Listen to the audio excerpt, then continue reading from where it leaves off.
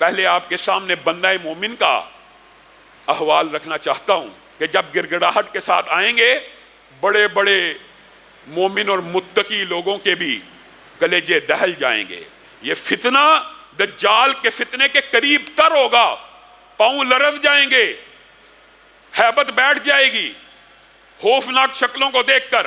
آتے ساتھ تیرا رب کون، تیرا نبی کون، سب کو ان سوالوں کا پتہ ہے. اور پرچہ بھی آؤٹ ہے، تیرا دین کیا، پرچہ بھی آؤٹ ہے، جوابات بھی آؤٹ ہیں.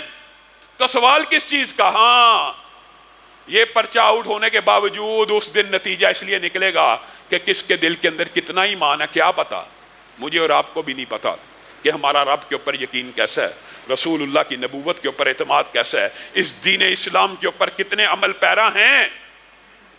جب یہ سوال پوچھیں گے، اٹھا کے بٹھائیں گے، ہاں جی من ربک، من نبیک، ما دینک. ابتدا میں متعدد روایات ہیں، مفہوم یہ ہے تیرا رب کون.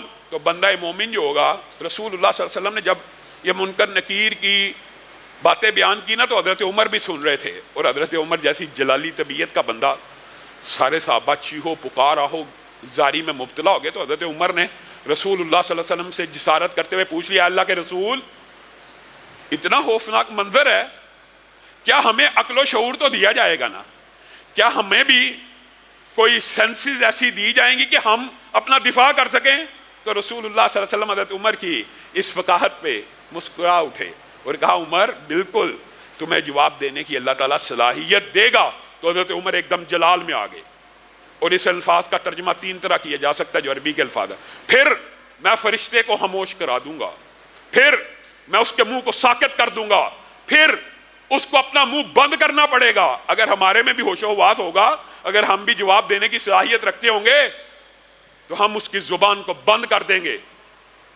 رسول اللہ صلی اللہ علیہ وسلم. دوسری روایت کے اندر حضرت عمر کے الفاظ اس سے بھی عجیب ہے.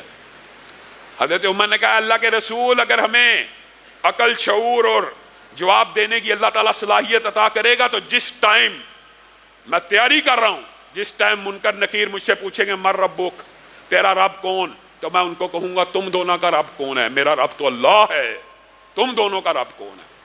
گویا وہ کہہ رہے تھے کہ انسان بے بس تو اتنا تو نہیں ہوگا، لیکن رسول اللہ صلی اللہ علیہ وسلم نے اس بے بسی کا بھی بتلا دیا کہ بڑے بڑے مومنوں کے پتے پانی ہو جائیں گے خوف اور دہشت کے ساتھ.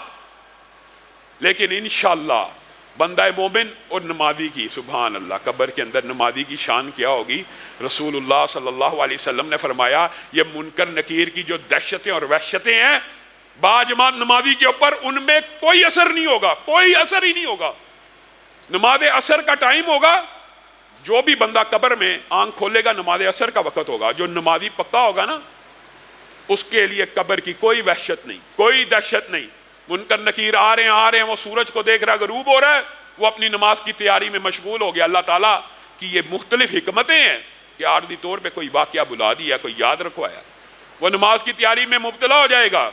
وہ اس سے کہیں گے تیرا دین کیا ہے، تیرا رب کون ہے، تیرا نبی کون ہے، ذرا تعارف تو کرا. یہ جو حضرت محمد صلی اللہ علیہ وسلم یا یہ جو پیغمبر آئے تھے کچھ عرصہ پہلے آپ میں مبعوث ہوئے تھے، آپ کی اس بارے میں رائے کیا؟ نمازی کہے گا رکو صبر کرو، جواب دیتا ہوں، صبر کرو، صبر، مجھے ذرا نماز پڑھ لینے دو، میری اثر کی نماز قضا ہونے والی ہے. وہ کہیں گے آزمائشوں کا موسم تو ختم ہو چکا، ابتلاؤں کا سیزن تو ختم ہو چکا، امتحانوں کا وقت گزر گیا، آپ کو بات سمجھ نہیں آ رہی؟ ہاں نمازی کو تب یہ بات سمجھ آ جائے گی کہ اچھا دنیا تبدیل ہو چکی ہے، اچھا یہ معاملہ یہ. پھر وہ ان کو اطمینان اور تسلی سے جو آپ کہتے ہیں نا، جو نماز کے لیے کھڑا ہو گیا، جو نماز کے لیے کھڑا ہو گیا، منکر نکیر بھی اس کا کیا بگاڑ لیں گے؟ اس کو خوشخبری سنائیں گے، نم کا نومت العروس، سو جا، اس طرح سو جا جس طرح پہلی رات کی دلہن سوتی ہے اور جس کو اس کے دلہے کے علاوہ کوئی اس رات نہیں اٹھاتا، یعنی اس کے محبوب کے علاوہ، اس کی پسندیدہ شخصیت کے علاوہ کوئی نہیں اٹھاتا. اور حدیث کے اندر الفاظ ہیں نعمت پے در پہ ان جوابوں کے بعد اس کے سامنے اس طرح آئیں گی. 3 روایات ہیں، تینوں الفاظ موجود ہیں. محدثین نے ان تینوں روایات کے اندر، یہ منکرین حدیث کی طرح ہمارا عقیدہ نہیں ہے جی آپس میں اختلاف ہے، ہرگز نہیں. حدیث بھی وحی کی ایک قسم ہے جو آپس میں نہیں ٹکراتی. ایک حدیث میں جو 60 فٹ اگر ترجمہ کیا جائے 60x60 کی قبر ہو جائے گی. دوسری حدیث میں کیا آتا ہے 105x105 کی قبر ہو جائے گی. تیسری حدیث میں کیا آتا ہے حد نگاہ تک قبر پھیل جائے گی. یہ تینوں حدیثیں ٹھیک ہیں, تینوں حدیثیں درست ہیں. یہ ہر بندے کے ایمان کے مطابق اس کو سپیس ملے گی. کسی کا جو سب سے ادنا درجے کا مومن ہوگا اس کی 60x60 کی قبر کشادہ ہو جائے گی, اور جو اس سے بہتر درجے کا ہوگا 105 فٹ بائی 5 فٹ کی قبر کشادہ ہو جائے گی. اور جو اعلیٰ درجے کے مومن ہوں گے ان کے صرف سونے کے لیے حد نکاح تک قبر کو پھیلا دیا جائے گا. پھر فرشتے کہیں گے نعمتیں جو ان سی ملنی ہیں تمہیں ذرا تھوڑا سا نظارہ کرا دیں, اس نیند سے پہلے. جی یہاں یہ جنت میں تمہارا ٹھکانہ ہے, یہ جنت میں تمہارا مقام ہے. جنت میں اس کو اس کا محل بھی, اس کے گھر بھی اور اس کے مقامات بعد دکھا دیے جائیں گے تاکہ اطمینان, تسلی, تشفی ہو جائے. اور پھر جہنم کے اندر بھی ایک نظارہ اس کو دیا جائے گا. اگر بدعمالی کرتے تو یہ جہنم میں تمہارا ٹھکانہ تھا. بندہ شکر کرے گا کہ میں ان دردناک عذابوں سے بچ گیا, اللہ تعالی ہمیں ان لوگوں میں شامل فرمائے. بندہ شکر کرے گا جب یہ سارا معاملہ ہو جائے گا. سونے سے پہلے ایک نہایت خوبصورت, ایک نہایت خوشبودار, ایک نہایت پاکیزہ, ایک نہایت معطر شخص اس کے پاس آئے گا. وہ کہے گا تو کون ہے, تو کون ہے؟ کہا تیرے نیک اعمال ہی تو ہوں, اب تیرے ساتھ ہی تو رہنا ہے. تو بندے کے منہ سے جو آخری الفاظ سونے سے پہلے نکلیں گے ربی اقیم الساعہ, ربی اقیم الساعہ, اے رب اب قیامت قائم کر دے. اب انتظار نہیں ہوتا, اب قیامت قائم کر دے, اب انتظار نہیں ہوتا, اب جلدی کر دے, اب جلدی کر دے, اب جلدی کر دے. اس کو میٹھی نیند سلا دیا جائے گا. اور مسند احمد ابن حبان اور مستدرک حاکم کی اگر احادیث کو اکٹھا کیا جائے تو بعض مومنین کو اللہ رب العزت یہ درجہ دے گا. ہم نے شہیدوں کے بارے میں تو سنا کہ پرندوں کے کالم میں عرش کے نیچے قندیلوں میں ان کی روحوں کو واپس ٹرانسفر کر دیا جاتا ہے. مومنوں کی روحوں کو بالعموم علیین میں رکھ دیا جائے گا اس نیند کے بعد. لیکن بعض مومن بھی ایسے ہوں گے کہ جن کو پرندوں کے کالم میں ڈال کے جنت کے اندر چھوڑ دیا جائے گا, جن کی روحوں کو علیین سے بھی اونچا مقام دے دیا جائے گا. یہ اللہ تعالیٰ کے مراتب ہیں.